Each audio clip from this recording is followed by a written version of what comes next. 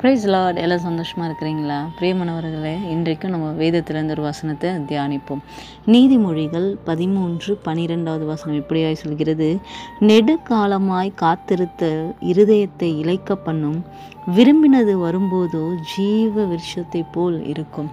பிரியமானவர்களே, நெடுநாளாய் காத்திருத்தல், நெடுநாளாய் பல வருடங்களாய் சில காரியங்களுக்காக நீங்கள் காத்து கொண்டு இருக்கலாம். அது திருமண காரியமாக இருக்கலாம், குழந்தை பாக்கியமாக இருக்கலாம், இல்லை ஒரு வீடு வேண்டும் என்று நீங்கள் காத்து கொண்டு இருக்கலாம். ஆனால் இன்றைக்கு ஆண்டவர் உங்களோடு இடைப்பட்டு கொண்டு இருக்கிறார். இவ்வளோ நாள் நீ வெயிட் பண்ணிட்டல, இவ்வளோ நாள் நீ காத்திருந்தல, அந்த காத்திருப்பு வீண் போகாது. அந்த காத்திருக்கிறதுக்கு ஏற்ற பலனை ஆண்டவர் உங்களுக்கு தரப்போகிறார்.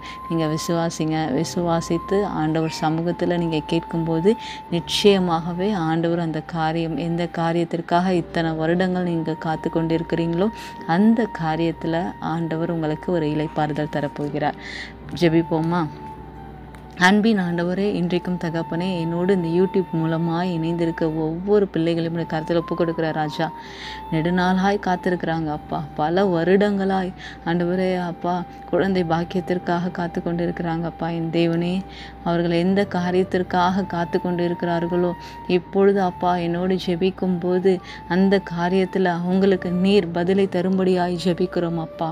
ஆண்டவரே, எவ்வளோ அவமானங்கள் அப்பா, இத்தனை வருடங்கள் இதற்காக காத்து கொண்டு அவங்க சந்தித்த அவமானங்கள் ஆண்டவரே, அது எண்ணிக்கை அடங்காது இருக்குது ராஜா. என் தேவனே அப்பா, அவர்களை என்ன குறைகள் குற்றங்கள் அவர்களிடம் இருந்தாலும் அதையெல்லாம் நீங்கள் இன்றைக்கு அப்பா மன்னித்து அவர்கள் வாழ்க்கையில் ஒரு திருப்பு முனையை உண்டாக்கும்படி ஜெபிக்கிறோம் அப்பா. ஆண்டவரே ராஜா, நீர்தான் ஆண்டவரே அவர்களுக்கு இரக்கம் செய்யணும். நீங்கள் இறங்காமல் வேறு யார் ஆண்டவரே இந்த பிள்ளைகளுக்காக இறங்குவா?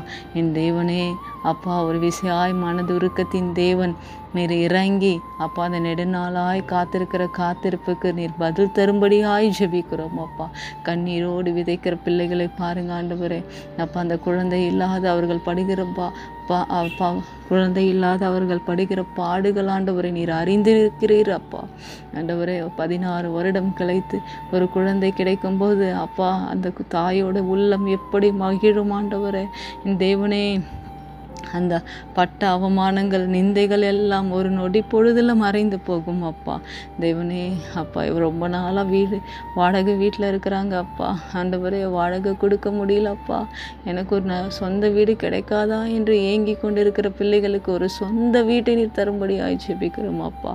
ஆண்டவரே, திருமண வயது வந்தும் திருமணம் ஆகாது இருக்கிற என்னை தூக்கிவிட யாருமே இல்லையே, எனக்காக முன்னின்று திருமணத்தை நடத்த யாருமே இல்லையே என்று கலங்கியிருக்கிற பிள்ளைகளுக்கு என் தேவனே நீரே தகப்பனம் தாயுமாய் இருந்த அந்த பிள்ளைகளை ஆற்றி தேற்றி அவர்கள் வாழ்க்கையில் அப்பா ஒரு நற்காரியம் நடக்க கிருபை பாராட்டும்படி ஜெபிக்கிறோம் அப்பா.